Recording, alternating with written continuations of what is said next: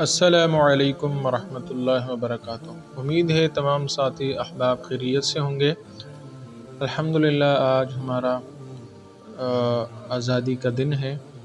14 اگست 1947 کو اللہ سبحانہ و تعالیٰ نے ہمیں ایک بہت بڑی نعمت عطا فرمائی تھی، جو ایک آزاد وطن کی صورت میں ہمیں یہ ملک ملا تھا۔ تو اس کا ہمیں تو اللہ سبحانہ و تعالیٰ کا لاکھ لاکھ شکر ہے کہ ہمیں ایک آزاد وطن سے نوازا۔ غلامی کی 1000 سالہ زندگی اور آزادی کا ایک دن، ایک لمحہ، یہ بہت ہی بہتر ہے۔ اس پہ اللہ سبحانہ و تعالیٰ کا شکر ادا کرنا چاہیے۔ لیکن سوال یہ ہے کہ کیا انڈیپینڈنس ڈے، یوم آزادی کو منانا، اس کی شرعی حیثیت کیا ہے؟ کیا یہ اسلام میں جائز ہے کہ آزادی کا دن اس کو منایا جائے پراپر طریقے سے، اس میں پروگرامز کیے جائے اور اس کو منایا جائے؟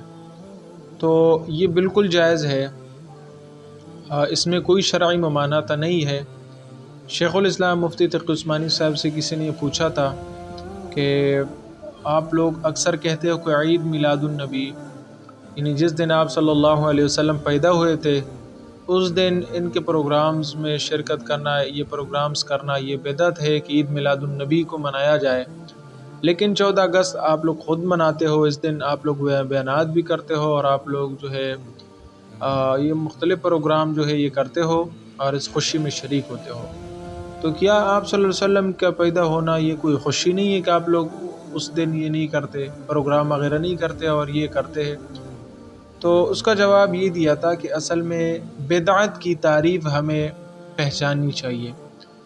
دین میں کوئی نیا کام کرنا اور اس کو ثواب سمجھ کے کرنا، جو آپ صلی اللہ علیہ وسلم اور صحابہ نے نہیں کیا ہو، حالانکہ اس کو اس بات کا موقع ملا ہو کہ وہ یہ کرتے، لیکن انہوں نے پھر بھی نہ کیا ہو، مطلب اس کو ثواب نہ سمجھا ہو، تو کوئی ایسا کام کرنا جو آپ صلی اللہ علیہ وسلم اور صحابہ کو موقع بھی ملا تھا کہ وہ کرتے اور انہوں نے وہ نہ کیا ہو، اور اس کے بعد والے لوگوں نے وہ کرنا شروع کیا ہو، خاص کر ثواب سمجھ کر کرنا شروع کیا ہو، تو یہ بدعت ہے۔ اگر اس کو ثواب نہ سمجھا جائے تو کرنا جائز ہو جاتا ہے۔ اب دیکھیں، عید میلاد النبی کو ہر کوئی جو ہے ثواب سمجھ کے کرتا ہے کہ اس کا ہمیں ثواب ملے گا، تو اس ٹائم یہ بدعت بن جاتی ہے۔ لیکن جشن آزادی جو 14 اگست کو ہم مناتے ہیں، یا دیگر ممالک والے دوسری تاریخ کو وہ مناتے ہیں، تو وہ ثواب سمجھ کے نہیں مناتے۔ اب جو 14 اگست ہم مناتے ہیں، تو کسی نے بھی یہ نہیں کہا کہ یہ ثواب ہے، تو اس لیے یہ منانا جائز ہے، یہ بدعت نہیں ہے۔